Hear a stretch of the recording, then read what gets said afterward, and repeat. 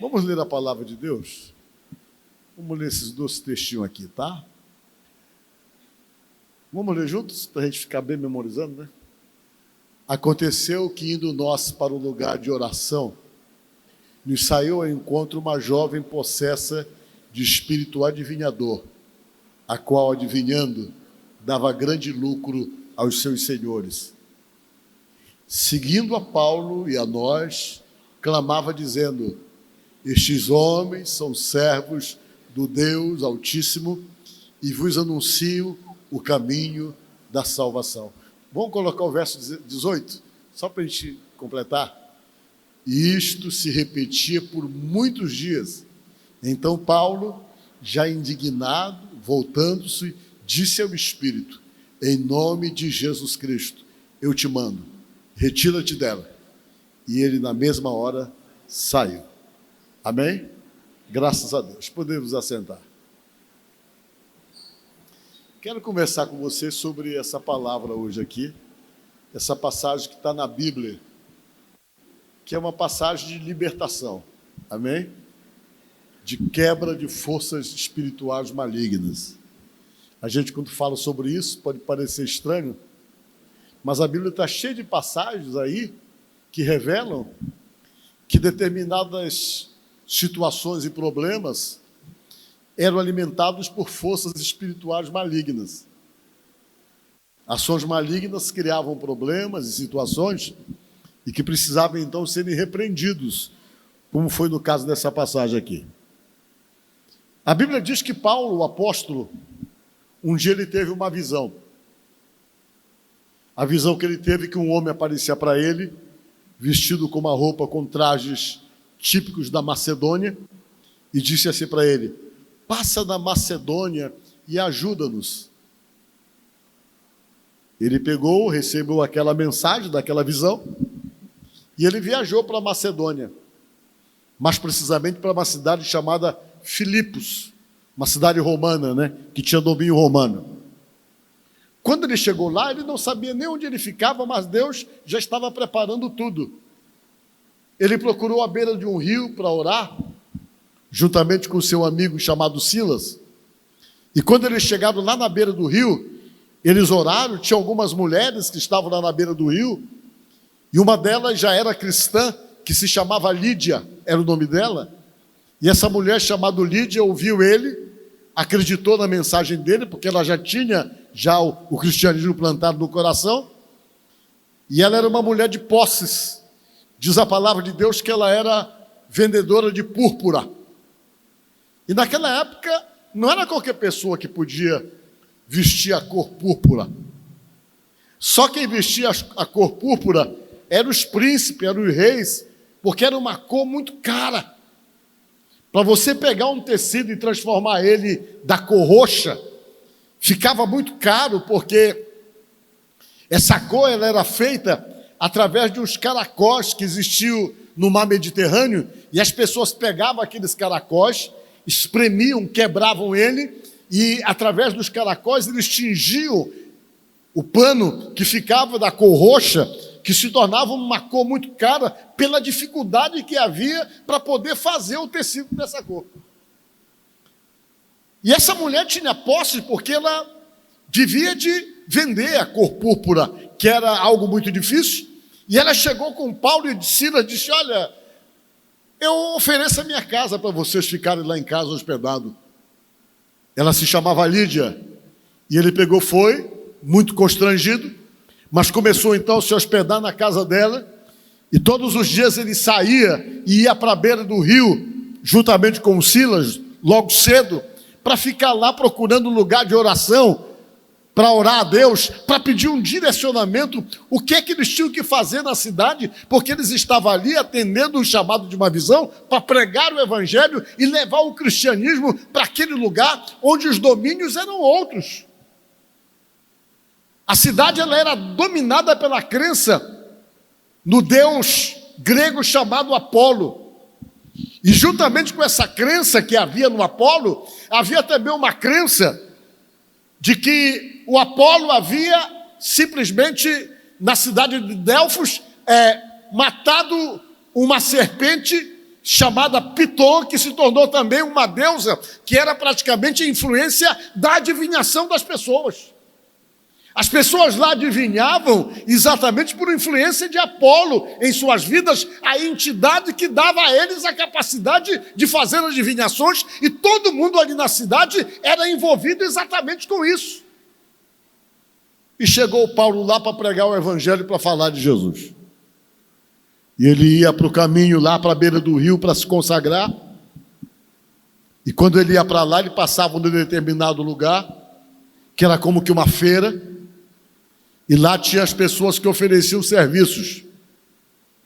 E entre as pessoas que ofereciam serviços para as pessoas que estavam ali, estava a pitonisa, que era exatamente as mulheres, que eram sacerdotisa de Apolo, que eram chamadas de pitonisas, que tinham a capacidade de receber aquela entidade e de falar sobre a vida das pessoas.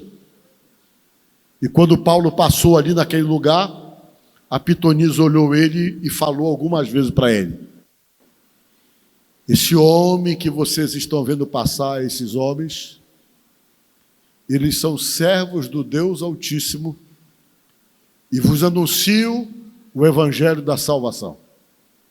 A entidade que estava nela começou a falar isso. Falou a primeira vez, o Paulo ouviu, era uma verdade, ele se sentiu incomodado com aquilo.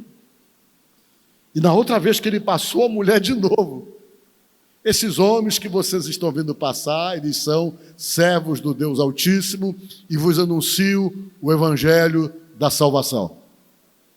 Aí ele se incomodou demais. Ele se aproximou dela e ordenou que aquele demônio saísse dela. Espírito de adivinhação, sai dela. Ele ordenou, e na mesma hora aquela entidade que tomava a mulher saiu do corpo da mulher. Aí você para e pensa: pastor, me explica uma coisa. As entidades, os demônios conhecem o futuro da gente? Não. A entidade não conhece o futuro seu. Mas ela pode criar um futuro para você, se você não é de Deus. Porque quando você é de Deus, quem tem o controle da sua vida é Deus que determina o seu futuro e que cria situações, a não ser que você faça algumas escolhas malucas e que você possa ir para outras direções, onde Deus, na verdade, respeita a sua decisão de escolha de seguir determinadas direções. Mas, a princípio, a Bíblia diz que Deus nos conduz quando a gente se coloca nas mãos dele. Mas quando você não está na mão dele, os espíritos malignos, eles têm poder de ação sobre a vida de uma pessoa que não tem compromisso com Deus. A pessoa torna-se o quê? Torna-se uma terra disponível para a ação de qualquer coisa que chegue. E como vocês sabem, a Bíblia diz que Jesus Cristo, ele não entra na vida de ninguém para tomar a vida da pessoa de assalto. A Bíblia diz que Jesus só faz parte da sua vida se você quiser.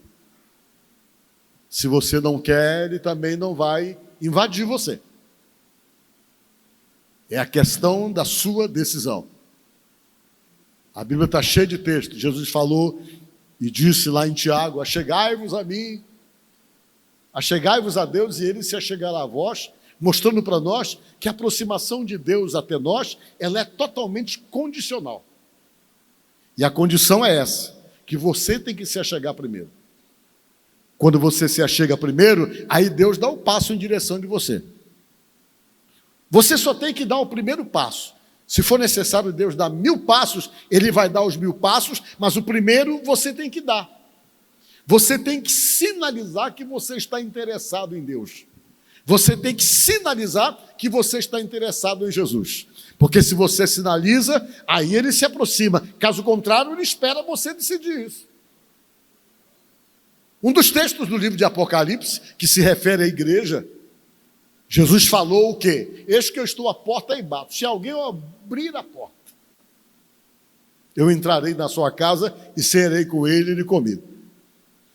Toda vez que você ouve uma palavra que se refere a Deus, como nós estamos falando aqui agora, que Deus quer entrar na sua vida e que você se sente incomodado com isso, toda vez que você escuta isso, entenda isso como que Deus batendo.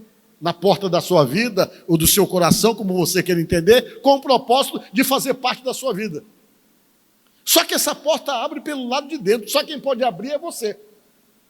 Se você não abrir, você vai continuar ouvindo Deus falando com você e batendo na porta e chamando a atenção que quer fazer parte da sua vida, mas a decisão de abrir, de escancarar o coração é sua para ele poder entrar. Se você não abrir, ele não entra.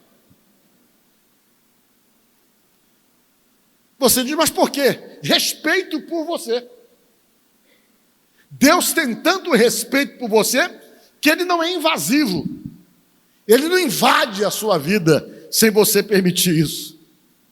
Por isso que tem que haver a decisão. A decisão tem que haver exatamente por isso que Deus entende que quando você se decide, eu quero Jesus na minha vida, você escancara a sua alma, aí ele entra na sua vida. Só que o maligno não tem esse mesmo princípio, essa mesma visão. Ele não entra na sua vida se você permitir, mesmo que você não permita. O posicionamento dele é de assalto, é de domínio. Ele vai e entra você querendo ou não. O simples fato de você estar totalmente tentando se manter na vida espiritual numa posição de neutro, já abre precedente para que ele entenda que você é alguém a ser conquistado e ele não respeita isso. Não respeita. Então vejam bem o que aconteceu. Jesus, ele quer entrar na vida, ele pretende fazer libertação nas nossas vidas quando a gente está de alguma forma preso espiritualmente, mas essa decisão dele necessita do querer, de um posicionamento, de você chegar com Deus e dizer, eu quero isso, faz parte da minha vida, me ajuda, e isso então dá a chance de Deus poder chegar até você, porque jamais ele vai atropelar a sua vontade, atropelar realmente o seu direito de poder fazer as suas escolhas e decidir por aquilo que você quer, por respeito. E diz a palavra que Paulo chegou e disse, sai, demônio. E essa entidade saiu. Então veja bem uma coisa que eu digo para vocês. O demônio não tem poder de saber o futuro da gente, mas ele pode criar um futuro. Geralmente quando eles abordam alguém, é sempre para falar alguma coisa ruim. Olha, você faz isso, senão vai acontecer isso. E se você não tem a blindagem e a proteção de Deus, eles têm autonomia para poder criar situações, para causar males. Ele tem acesso exatamente pelo fato de você estar completamente vulnerável por conta da falta de um envolvimento real com Deus. E o Paulo chegou e disse, sai dele. Por que ele percebeu? Porque ele tinha o discernimento de espírito.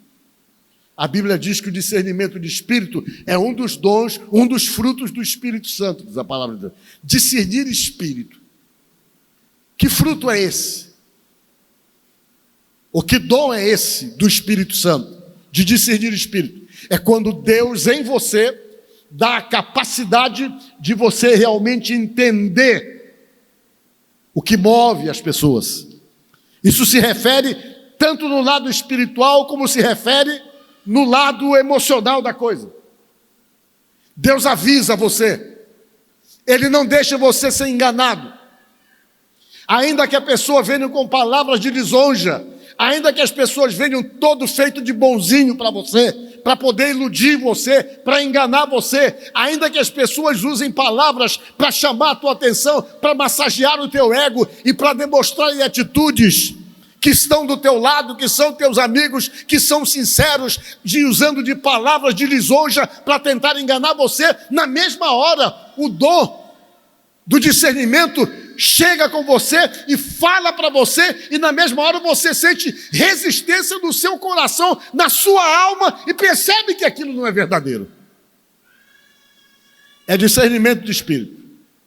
Quando Paulo passou no lugar, o espírito maligno que estava na mulher, na pitonisa, se aproximou dele e só falou verdade. Esses homens são servos do Deus Altíssimo, que vos anunciam o evangelho da salvação. Era verdade.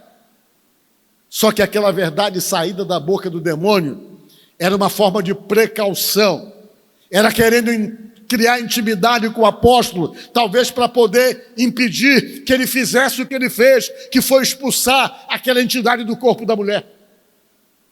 Era uma forma de aproximação, de criar intimidade, criar aproximação e tirar do Paulo a autoridade por conta da intimidade de agir contra aquela ação maligna que no primeiro momento estava falando uma verdade. O diabo, quando se trata de tentar enganar alguém ou iludir alguém, ele sempre fala umas verdades. Vocês lembram daquela passagem da tentação de Jesus? Quando Satanás chegou com Jesus e disse: por que tu não te jogas daqui lá embaixo? Aí ele citou um trecho do Salmo 91, que refere-se sobre o Messias. Porque aos teus anjos dará ordem ao teu respeito, para que tu não tropeces com teu pé em pedra. E ele falou: está escrito, falou para Jesus, prova que ele tinha lido, que ele conhecia o texto e que ele estava falando uma verdade ali sobre Jesus, mas Jesus sabia que aquela mentira, floreada como uma verdade, tinha um objetivo: de tirar Jesus do seu propósito de realmente cumprir a sua missão. Às vezes, Satanás ele usa verdades para tentar te levar para outras direções, como ele tentou fazer com Jesus. Como fez com o apóstolo São Paulo, usando a boca daquela mulher, que estava incorporada com o espírito de Piton, uma entidade grega de adivinação do deus Apolo, do deus, entre aspas, Apolo, que todo mundo acreditava naquele lugar. Paulo chegou e disse: sai dela. Quando expulsou, o demônio saiu da mulher. Quando saiu dela, ela perdeu a habilidade de estar falando sobre a vida das pessoas. Está dizendo que as pessoas eram. Só que elas não trabalhavam para elas, elas eram escravas. Elas tinham um dono. E todo o dinheiro que elas faziam ali naquele lugar, não era nem para elas, era para os camaradas que era dono delas. Eles viram que elas perderam essa habilidade, que a entidade saiu delas. Aí eles foram perante o magistrado, foram diante das autoridades, reclamar do Paulo e do Silas. Olha, esse rapaz que vieram aí lá de Israel, estão trazendo para nós um costume que não é o nosso costume. Uma prática que não é nossa, nós estamos sofrendo prejuízo. Porque eles estão libertando pessoas e as pessoas estão perdendo a capacidade da adivinhação, de onde vem o nosso lucro, o nosso dinheiro. As autoridades pegaram o Paulo e prenderam o Paulo. E prenderam ele com Silas, depois de darem neles 41 varadas nas costas. Pegavam umas varas bem finas e batiam na costa até cortar, até sangrar. Fizeram isso. E depois jogaram ele numa prisão, sem saber qual era o dia que eles iam sair. Tudo porque ele combateu uma ação maligna. Incomoda muito a Deus as pessoas que se envolvem com qualquer outra entidade que não seja o Deus verdadeiro. Às vezes as pessoas, em busca de querer saber de um futuro, de querer pegar uma direção, se envolvem com aqueles que são os verdadeiros responsáveis por uma série de problemas na vida da pessoa e potencializam uma ação maligna em sua própria vida. Tem gente que entrega o seu corpo, que entrega a sua cabeça para ser feito por entidades, para que se permita domínios de forças que não são forças que sejam aprovadas pela própria palavra de Deus. Olha só o que Deus fala na sua palavra, em alguns textos. Deixa eu ir para cá. Vamos ler juntos. Quando vos disserem, consultai os necromantes. O que é necromante? É adivinhação através de mortos, necromante. Eram as adivinhações que haviam antigamente através de espírito de pessoas que morreram. Quando vos consultarem, consultar os necromantes e os adivinhos que chirreiam e murmuram. Aquela coisa muito de pessoas que estão nominadas por entidade, que vão falar com você e ficam com aquela falinha como que chiando no seu ouvido para dizer o que você tem que fazer. Que chirreiam e murmuram: acaso não consultará o povo ao seu Deus? Deus falando, através do profeta Isaías. A favor dos vivos? Se consultarão os mortos? Deus perguntou ao povo através do profeta Isaías. Tem muita gente fazendo isso. E não sabe o quanto isso é nocivo, espiritualmente falando, baseado pela palavra. Se a Bíblia é referência para nós, esse tipo de prática é um tipo de prática que nos faz mal. Quem domina a sua vida é Deus, se você quiser. Quem tem controle do seu amanhã é Deus. E se você tem um Deus, você não precisa procurar a entidade. Se você tem necessidade, ele está dizendo aqui que quem é de Deus tem que consultar exatamente a ele. Que o seu povo vai consultar o seu Deus. Mas tem gente que fala, tem uma fé em Deus enorme. Mas quando passa um sufoco, não vai atrás de Deus, vai atrás das entidades. Deus nunca aceita isso. Ele não vai junto, ele se afasta e deixa a pessoa totalmente à mercê daquilo que ele está procurando. E você sabe que entidade já vai atrás para atrapalhar, sem você realmente procurar. Imagine quando você procura.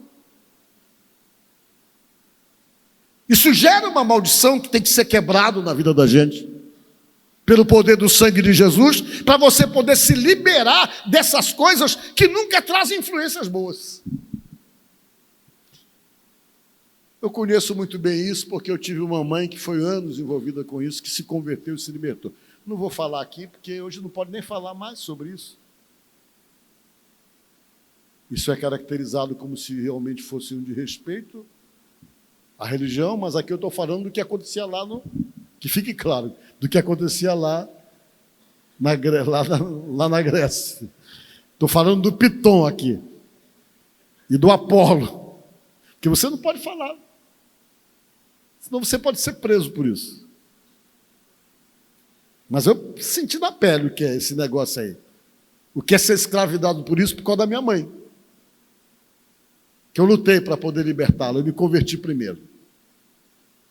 E as pessoas vão e se envolvem. Minha mãe, vou ter que contar, né? Quando ela não fazia direitinho com as entidades que ela queria, ela amanheceu o dia em transe. E ela batia tanto com a mão na beira de uma calçada que tinha na cozinha da minha casa, que a mão dela espocava. Era eles batendo nela. Quando não, ela batia com a testa num paralelepípedo. Batia até sangrar.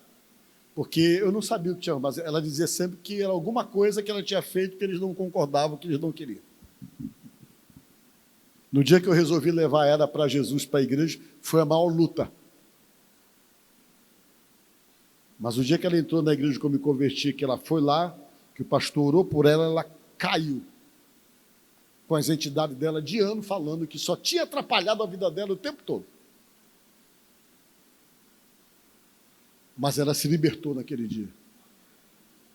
Se converteu, já faleceu, mas morreu trabalhando para Jesus, porque ela era professora da escola dominical. Vocês estão entendendo como Deus quebra essas coisas? E Paulo foi preso por causa disso. Porque ele foi lá libertar as pessoas. Pegaram ele, levaram ele preso, pegou varada na costa.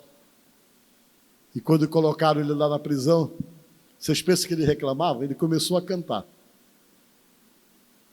Ele e o Silas estavam tão alegres porque apanharam por causa de Jesus, porque para o Paulo foi um descargo de consciência, que ele foi um perseguidor da igreja, um camarada que perseguiu os irmãos, e hoje ele estava sofrendo e apanhando por causa do nome de Jesus. Para ele era uma compensação de tudo de ruim que ele tinha feito contra os irmãos. E ele estava alegre porque ele não se achava digno de sofrer pelo nome de Jesus, e começou a cantar louvores lá dentro. Você sabe qual é o louvor que ele estava cantando lá? Vocês querem saber? Vocês sabem? Eu também não sei, senão eu ia cantar para vocês aqui. Mas eu sei que ele cantava. Ele cantou. Eu acho que ele chegava, Silas, puxa uma aí, o Silas cantando lá, né? Eu tenho uma coroa lá no céu que Jesus preparou. Eu imagino assim. Aí agora você. Aí entrava o Silas cantando. E olha, o louvor é muito bom, sabe por quê? Porque o louvor atrai uma atmosfera para a presença de Deus. Diga glória a Deus. Quando você canta, você atrai. Tem um texto aí, não tem? Que eu separei. Olha o que diz a Bíblia aqui, ó. Está alguém entre vós aflito? Ore. Está alguém contente? O quê? Cante louvores. Mas tem um outro, não tem? Esse aqui eu acho bonito. Porém, tu és santo. Tu que o quê? Habita entre os louvores de Israel. Deus habita no meio do louvor. Por isso que a gente canta. Quando você começa a cantar, você atrai a presença de Deus. Quando você acordar de manhã, que pegar seu carro, em vez de colocar um pancadão desses malucos que tem aí, coloca um louvor. Porque parece que os pancadão já vêm mesmo para poder pegar você. Se você escutar de manhã um pancadão, você vai ficar o dia todinho pensando no pancadão. Se você colocar um louvor, você fica todo dia pensando no louvor. Uma vez eu fiquei quase 3 dias com uma música na cabeça, porque por um acaso eu acordei de manhã e passei bem aqui perto da Praia da Ponta da Areia e estava tocando alto. Mas olha, ficou 3 dias na minha cabeça. Eu queria orar e o pancadão estava aqui. Você sabe qual era o pancadão que estava aqui? Pega o Guanabara e vem. Era direto. Aquilo ficava na cabeça. Eu digo, meu Deus, tem que tirar isso da cabeça. Tirar da cabeça. Vocês já tiveram essa experiência de ficar o dia todo pensando uma coisa? Ouviu de manhã com a cabeça limpa, meu irmão, vai ficar ali batendo ali o dia e a noite todinha. Eu vim para a igreja pregar, cheguei aqui na igreja, estava, pega o Guanabara e vem. Eu digo, meu Jesus, que coisa maluca isso. E na minha cabeça, eu só passei de manhã e ouvi tocando lá numa radiola, sei lá o que era lá. E de vez em quando tem uma música que pega a gente, né? Não tem? Outro dia eu ouvi uma outra na internet de manhã. Eu acordei de manhã, peguei o telefone. E quando abri o telefone, já saiu direto no meme, né? Da cabra lá, pega a cabra pra... Bé, aquela que faz... Eu fiquei o dia todo cantarolando isso aí. Né? A cabeça da gente. Por isso que o louvor é importante. Que quando você coloca o louvor atrai a presença de Deus. Amém? Quando você canta, você atrai. Experimenta cantar de manhã quando você acorda, que for tomar banho. Você puxa uma atmosfera boa para dentro de você. E Paulo começou a cantar. Começou a cantar com Silas. Quando ele começou a cantar, a atmosfera mudou. A presença de Deus entrou no lugar. Quando a presença de Deus entrou no lugar, meia-noite, tremeu tudo, fez um tremor violento, as portas dos cárceres se abriram, tudo se abriu. O carcereiro que estava lá, o carcereiro morava na prisão, ele se assustou, que ele olhou e viu tudo aberto, ele disse, pronto, acabou para mim. Que a regra do lugar, se o carcereiro deixasse o preso fugir, ele ia para o lugar do carcereiro e ele morava com a família dele lá no lugar. Quando ele viu tudo aberto, ele, pronto, acabou a minha vida. Ele pegou uma espada e ia se matar. E quando ele ia se matar, o Paulo gritou, homem, não te faças mal nenhum, porque todos nós aqui estamos. Ele olhou, porque ele estava ouvindo os louvores, falando com certeza de Jesus, de salvação, deveria ser os louvores que eles estavam cantando, porque ele não conhecia Jesus. Ele parou, talvez baseado no que ele ouviu, naquele momento que eles cantavam, falando sobre a salvação de Jesus, ele parou e perguntou, senhores, o que é que eu tenho que fazer para ser salvo? E Paulo deu aquela resposta linda, que todos nós conhecemos, que diz, crê no Senhor Jesus Cristo e serás salvo tu e a tua casa. Depois que o Paulo falou isso para ele, o Paulo recorreu diante das autoridades, dizendo, olha, eu sou romano, vocês bateram no romano, prenderam o romano, e isso é coisa séria. E naquela época, ninguém podia tocar em romano. Quem era romano era privilegiado naquelas cidades todas por ali, porque tudo estava sob o domínio de Roma. E era tão chique ser romano, que quem não tinha nascido em Roma, comprava a cidadania romana, que era muito cara, só para ter essa blindagem de ser romano. E o Paulo era romano, dizia ele. Não se sabe se porque ele comprou a cidadania, ou porque ele nasceu em Tarso, que era um lugar dominado por Roma. E ele pegou fogo com as autoridades e disse: olha, vocês me bateram, me machucaram, e eu sou romano. Quando as autoridades souberam que ele era romano, ficaram apavoradas, mandaram ele sair do lugar lá, da prisão. Ele saiu da prisão, tentaram se redimir com o que fizeram com ele, porque souberam que ele era romano e que poderiam receber a pressão do império, mas ele usou aquilo somente para ser liberto. Ele foi, o carcereiro cuidou dos ferimentos dele, ele pregou para a família do carcereiro e todo mundo se converteu. E ele saiu pregando ali naquele lugar. Diga glória a Deus. O que é que eu quero dizer para vocês com essa mensagem? Eu quero falar exatamente da força espiritual que existe nesse estravamento da vida da gente e de situações que têm que ser combatidas. Vocês viram nessa passagem que havia uma série de problemas nessas pessoas e tudo era espiritual. E quando o problema é espiritual, só se resolve com oração. O que é natural, você resolve naturalmente. Mas tem problemas em sua vida, ou nas nossas vidas, que pode acontecer, que por mais que você seja uma pessoa inteligente, por mais que você seja uma pessoa estudada, por mais que você tenha a capacidade de argumentar, por mais que você tenha a capacidade de aconselhar, por mais que você seja um sujeito bem centrado, você ainda assim não é capaz de naturalmente lidar com determinadas situações que são espirituais. As situações espirituais, elas são tão poderosas na vida da gente, que o apóstolo Paulo propôs, o apóstolo, que nós deveríamos então nos prepararmos para poder lidar com elas. E a preparação para lidar com elas seria procurar a armadura de Deus, para a gente poder então permanecer firme nos dias difíceis. A situação espiritual que às vezes se estabelece na vida da gente, elas são tão sérias que Jesus Cristo chegou a ponto de dizer para nós que são alimentadas por castas malignas. E ele disse aos discípulos que determinadas castas são tão fortes que a única maneira de você poder combatê-las seria com jejum e oração. Não poderia ser de outra forma ou de outra maneira, mas com jejum e oração. O que prova então que existem determinados problemas que possam estar presentes na vida de uma pessoa, que são causados por forças espirituais malignas e que precisam sim de um combate, e o único nome poderoso, o único alguém capaz de nos libertar, de quebrar as forças dos problemas alimentados por situações espirituais, é o nome de nosso Senhor Jesus Cristo, é o que diz a Bíblia. Jesus chegou ao ponto de dizer o quê? E conhecereis a verdade vos libertará. Ele disse assim. Por que ele disse isso? Ele falou isso porque a libertação, ela só se processa na vida de uma pessoa quando a pessoa conhece a verdade.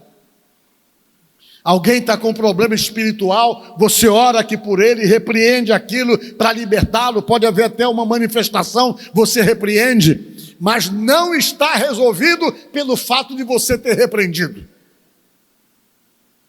Jesus disse que não se resolve.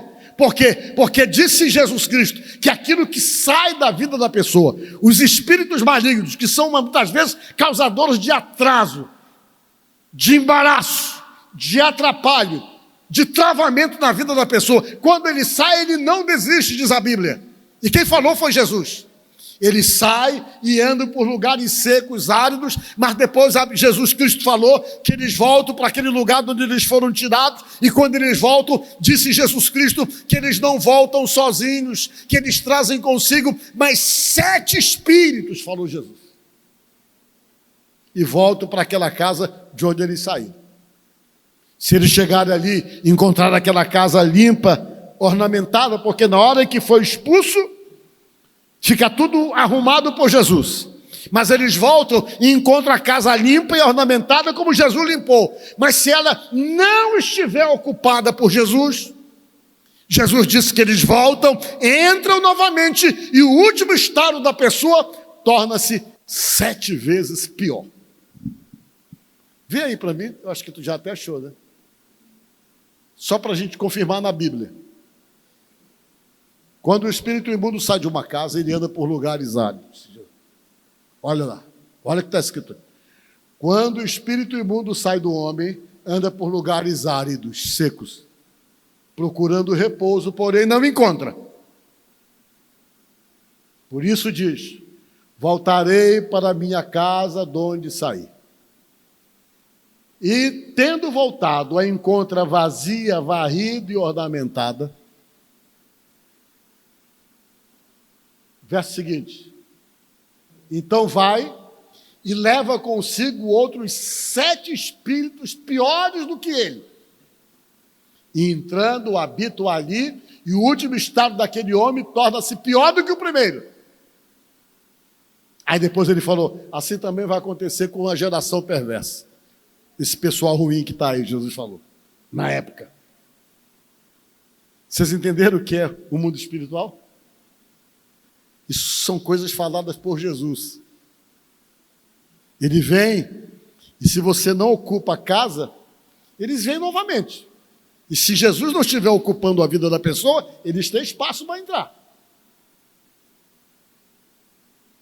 Por isso que Jesus falou que a verdadeira libertação, ela se processa com a verdade. É quando você se envolve com a verdade. Aí a verdade processa a verdadeira libertação na gente.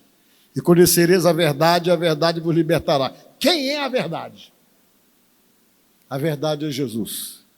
Porque lá em João 14,6, ele disse: eu sou o caminho, a verdade e a vida, e ninguém vem ao Pai senão por mim.